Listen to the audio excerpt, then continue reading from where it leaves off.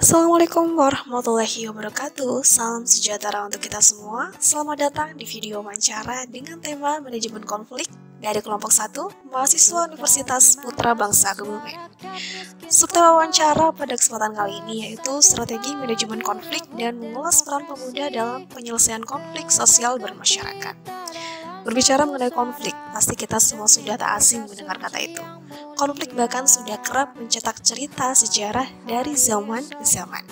Sebagai pemuda, rasa ingin mengetahui lebih dalam mengenai konflik pasti sangat terbesit di benak diri. Berikut wawancara eksklusif kami bersama dengan Bung Hari Triawan, sapa akrab beliau sebagai seorang aktivis penggerak pemuda yang sudah sering berkesempatan untuk andil dalam penyelesaian konflik khususnya di Kebumen.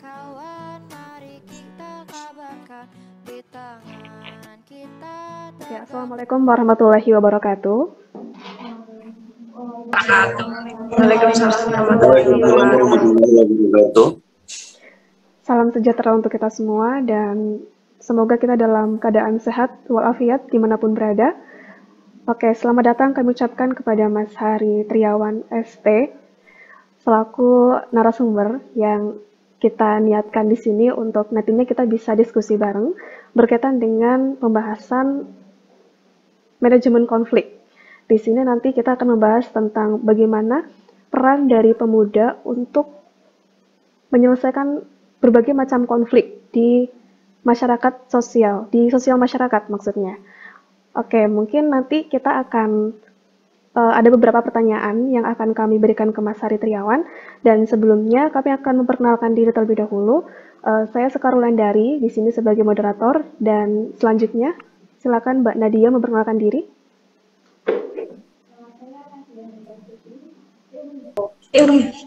Nama saya Nadia.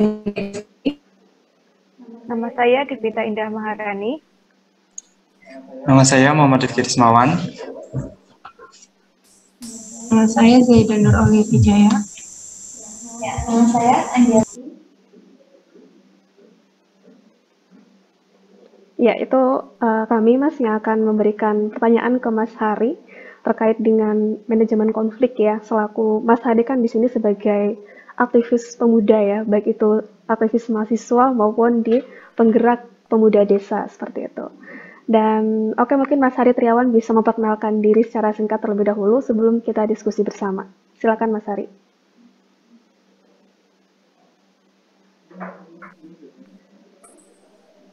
Assalamualaikum warahmatullahi wabarakatuh. Waalaikumsalam. Ya, sebelumnya terima kasih atas kesempatan yang diberikan kepada saya untuk sedikit sharing terkait sedikit apa yang saya pahami dan saya ketahui terkait manajemen konflik. Nama tadi sudah diperkenalkan oleh sahabat Sekar, yaitu Hari Triawan, kampus dari UMNU Kebumen.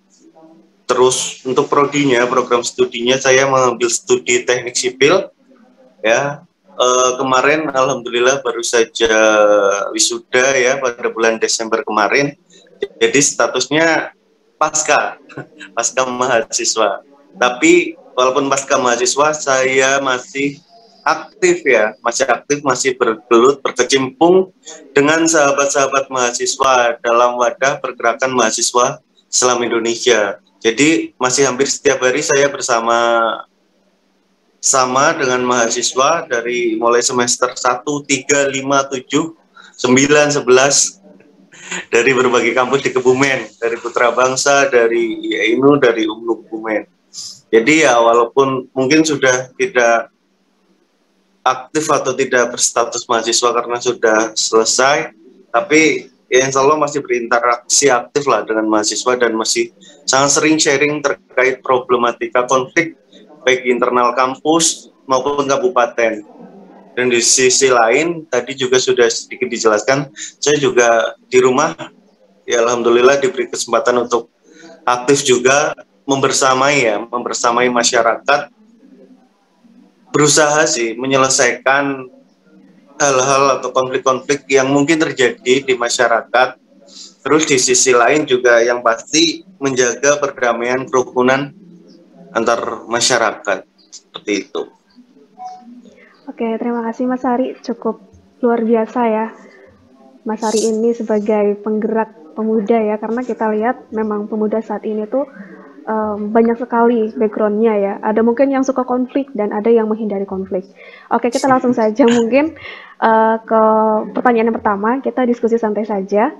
Dari saya dulu ya, Mas. Siap.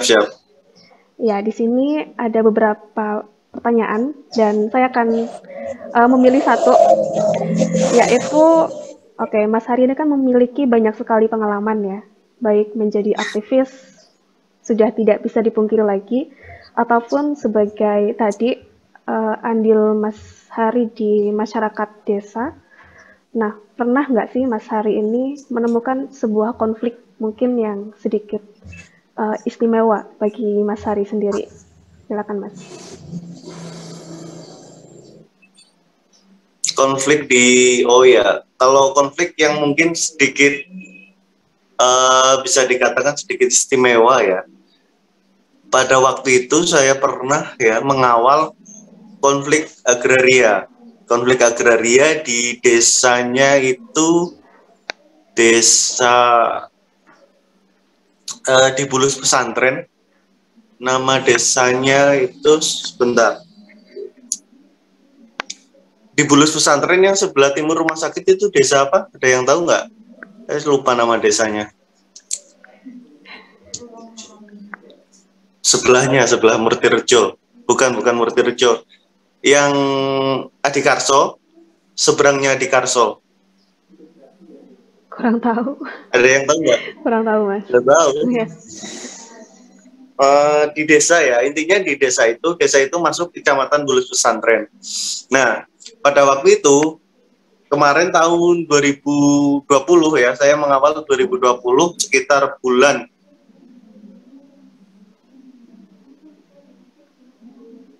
tahun 2021, mohon maaf, sekitar bulan Januari Februari tahun 2021. Intinya di situ ada pengembang perumahan yang datang ke wilayah tersebut ingin membeli tanah di wilayah tersebut ya, membeli tanah untuk dibangun perumahan.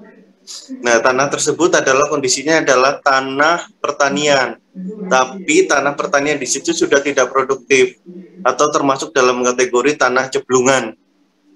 Artinya ketika musim penghujan, tanah di situ pasti banjir dan tidak bisa ditanami. Dan ketika di musim kering, tanah di situ juga kering, akhirnya tidak mencukupi untuk melakukan pertanian. Maka tanah tersebut dikategorikan tanah tidak produktif dan ada pengembang yang datang ingin membeli tanah tersebut. Tanah tersebut sekitar 10 hektar. Ingin membeli tanah tersebut sekitar 10 hektar dan untuk dibangun perumahan. Rencana perumahan tersebut itu totalnya itu ada 50 hektar total ya, tapi tahap awal itu diminta 10 hektar. Kenapa di wilayah tersebut? Karena wilayah tersebut itu masuk dalam area exit tol. Ya, seperti kita tahu kan di wilayah tengah Kabupaten Kebumen, di daerah Bulus sana itu akan dibangun jalan tol. Ya kan, akan dibangun jalan tol dan di wilayah situ di dekat RSUD sama di dekat terminal bus sekarang itu akan dibangun exit tol di sekitar wilayah situ dan akhirnya ada pengembang memang yang datang untuk membangun perumahan. Nah, tapi dari masyarakat itu sebagian besar itu tidak setuju karena satu, mereka takut ya dengan adanya perumahan maka kondisi sosial mereka itu akan berubah secara kultur, secara budaya mereka akan berubah. Oke, untuk wilayahnya tadi saya ngecek catatan saya sedikit lupa di wilayah Desa Sidomoro, Kecamatan Bulus Pesantren, Kabupaten Kebumen. Itu yang akhirnya tidak jadi.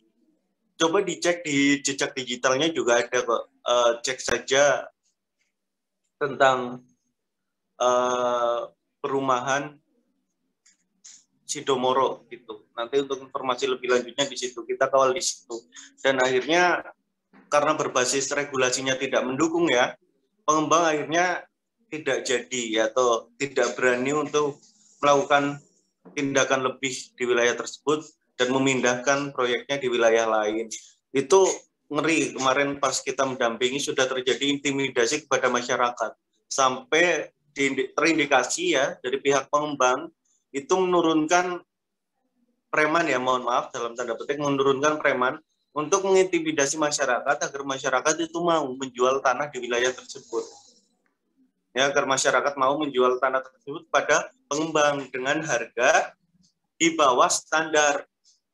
Karena disinyalir wilayah tersebut wilayah strategis, maka masyarakat akhirnya ya karena ada intimidasi mau, tapi dengan harga yang tinggi. Kesepakatan terakhir itu per meter itu minta 500.000, artinya per ubin itu sekitar 7 juta. Akhirnya pengembang itu tidak berani ya, dan akhirnya memindahkan ke wilayah lain. Akhirnya Sidomoro tidak jadi dipilih sebagai tempat pembangunan perumahan. Terus di konflik yang sempat saya dampingi ya, atau saya advokasi, ada beberapa lagi, tapi yang salah satunya itulah yang cukup menarik dan sampai akhirnya fatal. Baik Mas, berarti memang di Kebumen cukup dramatisir ya konfliknya. Dan ini mungkin beberapa teman-teman pun ada yang baru tahu gitu, termasuk saya sendiri. Sempat dengar sih ada konflik di Beli Pesantren, cuma untuk lebih detailnya ya baru tahu sekarang dari Mas Hari gitu. Oke, terima kasih Mas. Itu bahkan sempat launching ya, sudah sempat launching di Hotel Maxoli itu. Sudah sempat di launching, padahal pas launching itu ya, udah sempat di launching dan udah dibuka itu loh, udah dibuka DP, udah dibuka PO pre-order kepada masyarakat, tapi masyarakat di wilayah Sidomoro itu belum mengetahui informasi lebih jauh, bahkan tanahnya belum deal ya, belum clear ya, maka itu yang salah satunya juga dipersoalkan pada waktu itu. Oke Mas, berarti memang Mas Hari ini juga mendampingi bagaimana proses. Ya sempat beberapa kali sana lah. Oke, mungkin itu pertanyaan pertama ya Mas, berkaitan dengan salah satu konflik dan bagaimana cara penyelesaiannya gitu yang dilakukan Mas Hari. Oke, mungkin pertanyaan yang kedua akan disampaikan oleh rekan saya, silakan.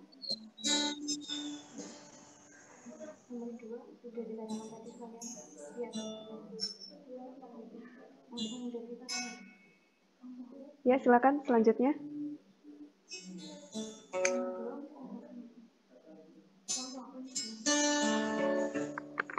Apa?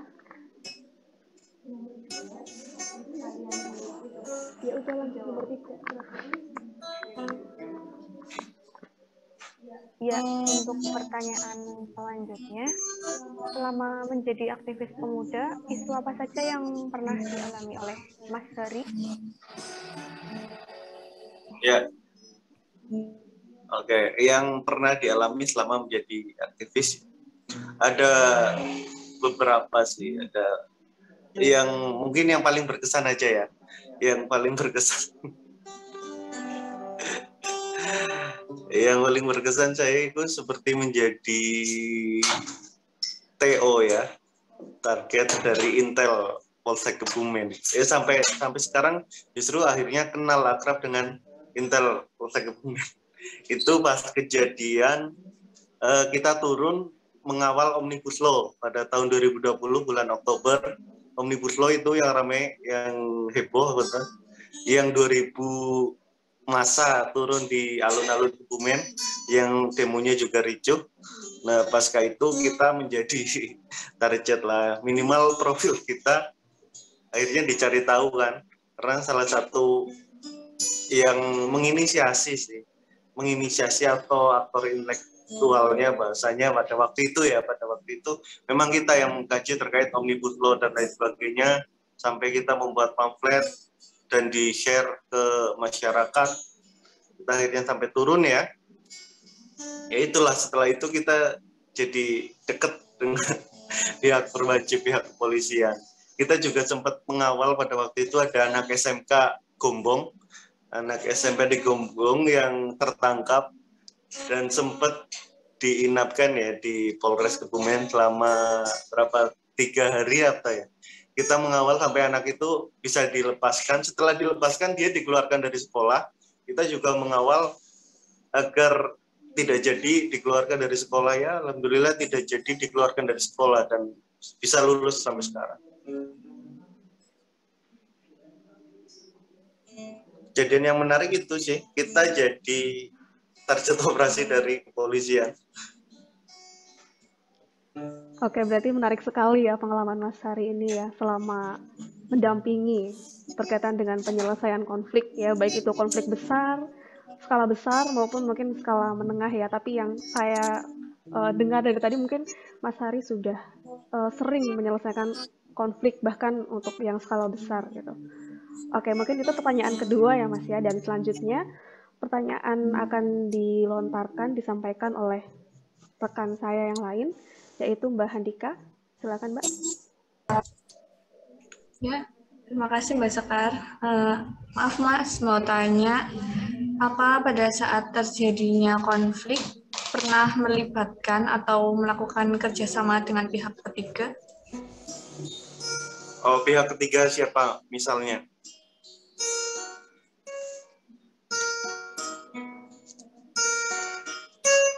Oh, pihak lain.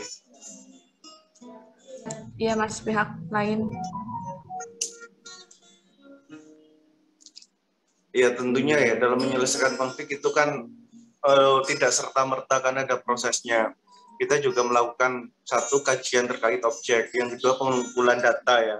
Nah, pada saat pengumpulan data itu biasanya kita tetap melibatkan pihak lain yang lebih expert di bidangnya. Kayak kemarin pas kita mengawal Omnibus Law, kita melibatkan dari pihak KSPSI ya, atau Serikat Buruh di Kabupaten Kebumen. Kita melibatkan pihak tersebut karena apa? Karena dia yang lebih expert dan secara langsung dia yang berkepentingan. Karena Omnibus Law kan memang secara garis besar, secara umum yang paling dirugikan adalah para buruh ya, kaum buruh. Nah, kita melibatkan dari Serikat Buruh itu sendiri untuk melakukan kajian bersama-sama dari sudut pandang mereka. Tentunya beda dengan sudut pandang kita. Kita kan hanya pihak yang selaku dari mahasiswa yang berusaha menegakkan keadilan dan kebenaran ya. Nah, makanya kita perlu input juga dari salah satu pihak-pihak yang terindikasi menjadi korban atau pihak-pihak yang dirugikan. Salah satunya adalah dari Serikat Buruh itu sendiri. Kalau untuk melibatkan pihak ketiga, tentunya pernah, tergantung konflik yang sedang kita advokasi. Baik Mas, mungkin seperti contoh selama penyelesaian konflik itu Mas Hari pernah bekerja sama dengan pihak yang memang bertugas untuk memediasi atau menyelesaikan konflik tersebut. Kira-kira siapa atau pihak mana yang pernah diajak untuk bekerja sama? Ya, pada waktu itu sih beberapa kita menyelesaikan konflik. Salah satu yang memang kita ajak kerjasama jelas pertama itu Polres ya, yang sering ya. Memang yang sering itu Polres karena ya tupoksi dia, tupoksi mereka Polres. Kita kadang-kadang di lapangan itu konflik juga kita akan melihat konflik yang kita melakukan analisis ya, analisis sosial. Nah, biasanya yang paling sering bersinggungan yang itu adalah Polres. Dari Polres kita sering meminta bantuan dari Polres untuk turun langsung ya, coba untuk mengecek dan menyelesaikan konflik-konflik. Baik, terima kasih Mas. Luar biasa sekali jawabannya ya. Kita langsung ke pertanyaan selanjutnya. Silakan kepada siapa yang mau bertanya? Saya Mbak. Ya Mas Heri, saya mau bertanya. Mas Heri punya pengalaman banyak pastinya di masyarakat ya Mas. Ya, yang saya tanyakan itu apakah ada konflik yang berkepanjangan sehingga susah dalam penyelesaiannya Mas? Ya, sebenarnya kalau konflik berkepanjangan ya, konflik berkepanjangan. Jadi ini ada manajemen konflik. Ada manajemen konflik artinya beberapa konflik itu memang diperlukan ya, memang diperlukan untuk dalam arti positif ya. Konflik itu diperlukan untuk meningkatkan mutu dan kualitas satu pihak dan pihak yang lain.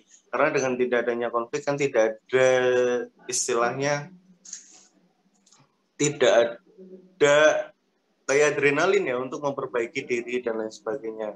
Tapi di sisi lain ya, untuk konflik yang mungkin tanda kutip konflik negatif yang berkepanjangan, kebetulan di wilayah saya kira tidak ada.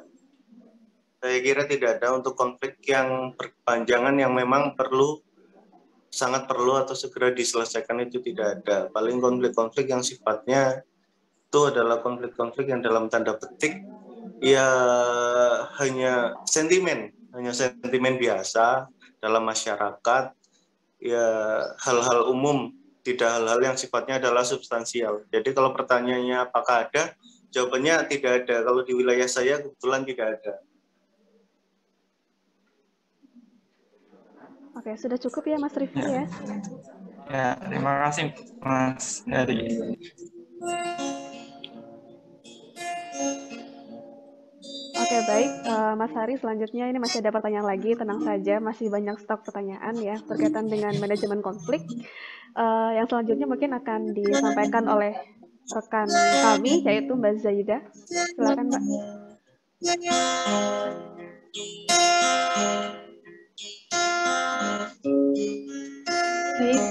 Baik Mas Hari, pertanyaan selanjutnya yaitu prosedur yang biasa dilakukan untuk menyelesaikan konflik yang ada di desa, bagaimana? Ya, secara umum ya, prosedur melakukan konflik itu secara teoritis itu semuanya sebenarnya hampir sama, tinggal nanti treatment pendekatan itu yang berbeda di situ. Pertama, prosedurnya ketika menyelesaikan konflik kita adalah menentukan objek konflik yang akan kita selesaikan itu apa. Kita fokuskan. Kita memfokuskan terkait objek dari konflik. Biasanya konflik itu kan berlapis-lapis ya, banyak sisi. Yang mau kita selesaikan itu bagian mananya. Kita tentukan objek. Terus yang kedua, kita kumpulkan data. Pengumpulan data itu bisa berbasis teoritis ya, menggunakan regulasi dan lain sebagainya. Terus yang kedua itu adalah melakukan interview, melakukan wawancara, mencari fakta ya sebanyak-banyaknya pada pihak-pihak yang berkonflik ataupun pihak-pihak yang dimungkinkan mengetahui konflik tersebut. Nah, setelah kita mengumpulkan fakta dan data, kita melakukan kajian. Ya, kita melakukan kajian. Oke, ini sebenarnya konfliknya antara si A dan si B itu seperti apa sih? Kalau dari versi si A begini, dari versi si B begini, ya. Nah, kita cari jalan tengahnya. Sebenarnya yang menyebabkan konflik tersebut apa? Biasanya kadang-kadang antara si A dan si B itu bisa dimungkinkan ada provokator atau pihak ketiga yang memang berusaha dalam tanda petik ya mengadu domba antara si A dan si B dalam konflik. Terus yang keempat, kita mengambil asumsi ya, atau mengambil hipotesis. Kita mengambil hipotesis, oh ternyata si A, si B itu cuma salah paham. Misal, cuma salah paham. Karena si A dan si B sebenarnya tujuannya sama, cuma cara pandangnya berbeda. Dari cara pandang berbeda itu, kita berusaha nih menarik jalan tengahnya, menarik hipotesis di antara si A dan si B, argumentasi si A dan si B. Lah kita lakukan advokasi, kita datangi si A, kita datangi si B, kita temukan, kita dudukkan, ternyata ya terus kita ambil jalan tengah ya, kita tarik berusaha untuk mengambil kesepakatan antara si A dan si B, seperti itu. Prosedurnya seperti itu, jadi lebih melakukan pendekatan analisis dulu kita. Kita harus benar-benar mengetahui data dan fakta yang sebenarnya dari konflik tersebut. Jangan tiba-tiba kita belum paham konfliknya, kita belum paham apa yang terjadi antara si A dan si B, kita ujuk-ujuk langsung melakukan sesuatu, kita ujuk-ujuk langsung melakukan tindakan. Bisa jadi tindakan kita itu justru menambah konflik tersebut, memperbesar konflik tersebut, bukan menyelesaikan konflik tersebut. Makanya perlu dilakukan analisis terlebih dahulu, baru setelah kita mengumpulkan data dan fakta dikira cukup ya, baru kita melakukan tindakan atau melakukan advokasi kepada si A dan si B. Intinya seperti itu. Oke, baik Mas. Ini karena waktunya sudah tersisa tinggal beberapa menit lagi, mungkin kita langsung start ke pertanyaan yang selanjutnya ya. Silakan Mbak Anjar.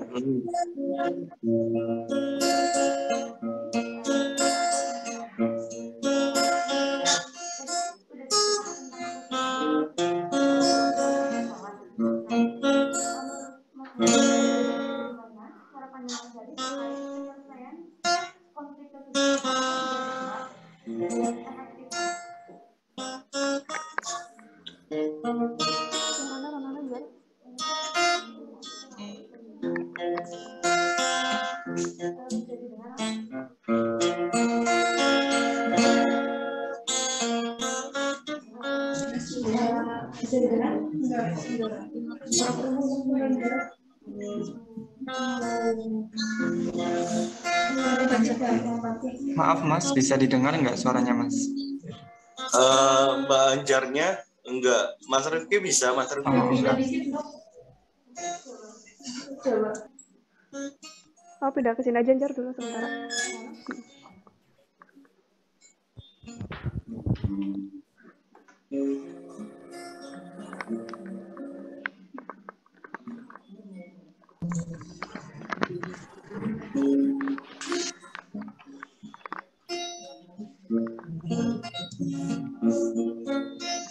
Ya, baik. Mas Hari, bisa didengar?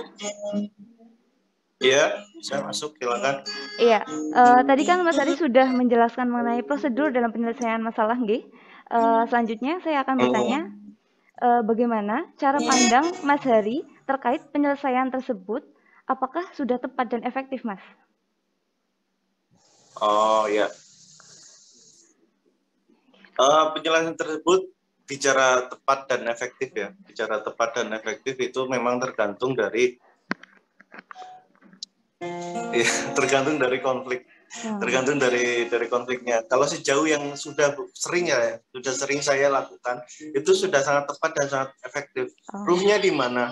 Ruhnya itu adalah di analisis kita, seberapa tajam analisis kita, seberapa mendasar analisis kita, seberapa banyak data yang bisa kita kumpulkan, seberapa banyak fakta yang bisa kita kumpulkan. Nah, efektivitasnya itu di situ. Ketika memang datanya tidak memenuhi, ya, terus fakta-faktanya juga sangat susah untuk diungkap. Nah, pasti efektivitasnya pasti akan turun. Pasti efektivitasnya akan turun. Maka ruhnya di mana? Ruhnya itu adalah di pengumpulan data dan pencarian fakta-faktanya di situ.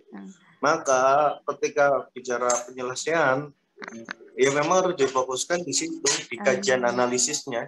Pertama, tentukan objek. Tentukan objek kajian itu sangat penting. Jangan kita melihat konflik itu meluas kan. Kita harus menarik objek-objek atau menarik fokus kajiannya, kita mau difokuskan kemana. Terus pengumpulan data dan faktanya. Di situ. Kalau bicara efektivitas, sejauh ini ya efektif ketika memang pengumpulan data dan pengumpulan faktanya itu memenuhi. Seperti itu. Mas. Ya, baik, terima kasih. Baik, selanjutnya bisa dilanjut untuk pertanyaan selanjutnya ya Mas. Akan dibacakan oleh Mbak Devita. Silakan Mbak. Ya, untuk pertanyaan selanjutnya, apa tips dan trik pemuda-pemuda agar dapat lebih produktif? Bisa diterima. Ya, pemuda ya, apalagi mahasiswa. Saya ini mengatakan mahasiswa itu elitnya masyarakat, ya. Mahasiswa adalah elitnya masyarakat dan elitnya pemuda.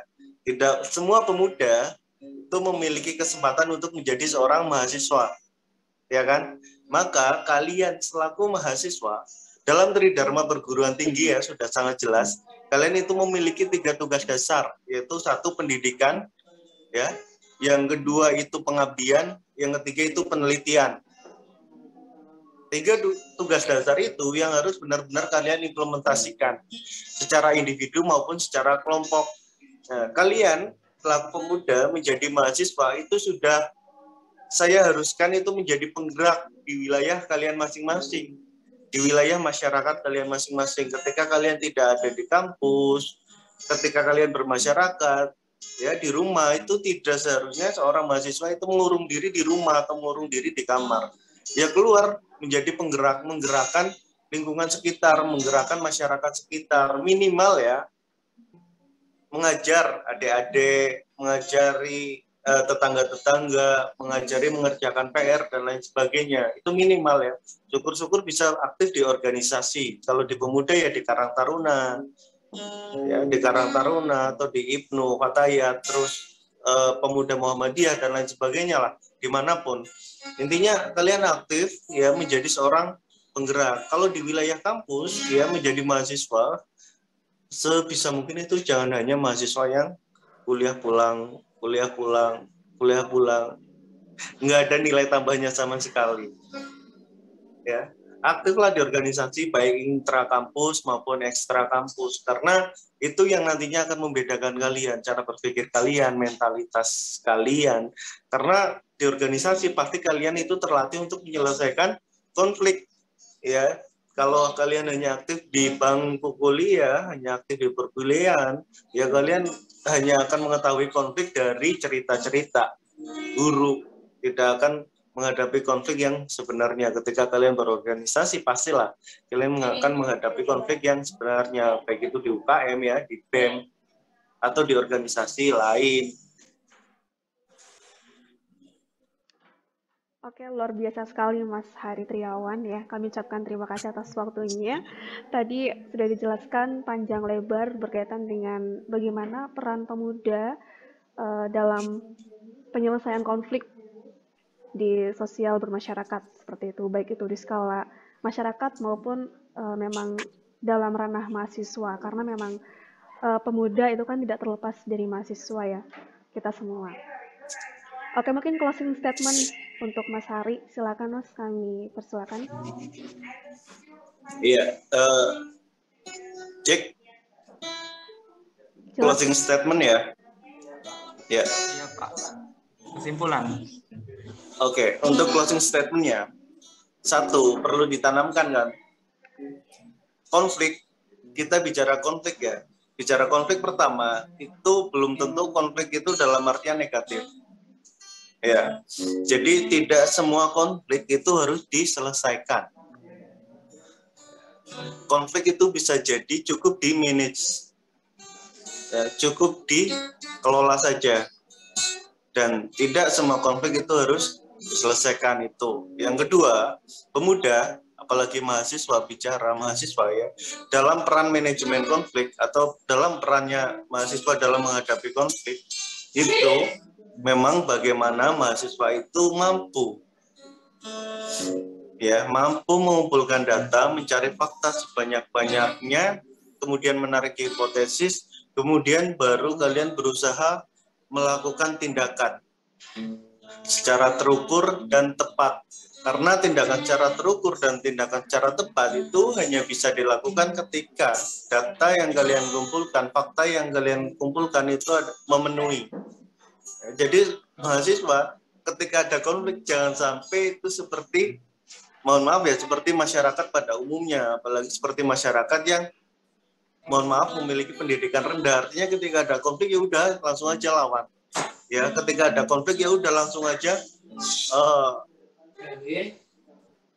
ketika ada konflik sudah langsung aja kalian mengambil keputusan tanpa berpikir panjang. Nggak bisa kayak gitu. Kalian menyelesaikan konflik, kalian menghadapi konflik, harus kalian pikirkan terlebih dahulu, harus kalian kumpulkan data fakta terlebih dahulu, baru kalian bisa mengambil tindakan. Seperti itu. Terus pesannya sebagai mahasiswa, kalian itu adalah, saya ulangi seperti tadi, kalian itu adalah elitnya bangsa Indonesia, kalian adalah elitnya pemuda. Tidak semua pemuda memiliki kesempatan untuk menjadi mahasiswa, untuk melanjutkan ke pendidikan yang lebih tinggi. Kalian itu memiliki seperangkat teori, kalian memiliki seperangkat intelektualitas, kalian memiliki kesempatan, kalian memiliki modal baik intelektual, mental, dan lain sebagainya untuk menjadi agen-agen perubahan, untuk menjadi agen kontrol sosial. Dan kedepannya kalian itu disiapkan untuk menjadi stok pemimpin di masa depan. Oke? Kalian itu akan menjadi stok pemimpin di masa depan. Maka kalian yang hari ini sedang belajar, memiliki kesempatan lebih, itu harus saya katakan harus aktif. Tidak hanya aktif di bangku perkuliahan, juga aktif di wilayah-wilayah organisasi. Untuk apa? Untuk melatih mental kita, ya, untuk mengimplementasikan teori-teori yang didapatkan di bangku perkuliahan. Ya. Kalian harus berorganisasi, karena dengan berorganisasi nanti kalian akan memiliki kedewasaan, pasti akan memiliki kedewasaan karena terbiasa untuk bersosialisasi, bertemu dengan banyak orang, bertemu dengan orang-orang baru, memiliki jaringan yang luas, ya. Terus di sisi lain, kalian juga akan terbiasa dengan konflik, terbiasa akan menyelesaikan konflik, terbiasa melakukan manajemen konflik, dan itu yang akan sangat diperlukan di masa yang akan datang ketika kalian sudah menjadi pemimpin-pemimpin di wilayah kalian masing-masing, minimal pemimpin keluarga lah, minimal menjadi pimpinan keluarga, menjadi kepala rumah tangga, menjadi kepala keluarga. Maka diperlukan kedewasaan, dan kedewasaan itu hanya bisa terbentuk melalui tempaan. Nah, tempaannya adalah salah satunya yaitu di organisasi, baik intrakampus maupun ekstra kampus. Saya kira seperti itu ya, closing statement. Tetap semangat, jaga kesehatan, ya, dan jangan pernah berpikir ya, bahwa ketika kalian menderita adalah kalian yang paling menderita, seperti itu. Oke, luar biasa. Tepuk tangan untuk Mas Ari. Terima kasih Mas. Sekali lagi kami ucapkan terima kasih atas waktunya ya, karena telah meluangkan sebagaimana rupa waktu untuk bisa kita berdiskusi di sini. Dan kami berdoa ya supaya Mas Ari tetap dalam keadaan sehat, tetap selalu berkarya, dan juga tetap semangat untuk selalu menegakkan pergerakan kepemudaan, baik itu di Kebumen ataupun mungkin kelak di negara Indonesia. Amin. Amin, amin, amin. Kalian juga ya. Oke, siap. Oke, mungkin sekian dari teman-teman ya. Oh ya, kita akan foto bersama dulu ya, Mas. Oke.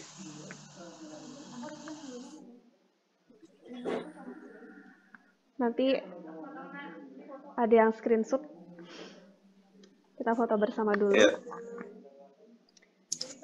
Ya, saya beri aba-aba ya. 1, 2, 3. Gaya bebas ya. Nggak apa-apa. Ayo. 1, 2, 3.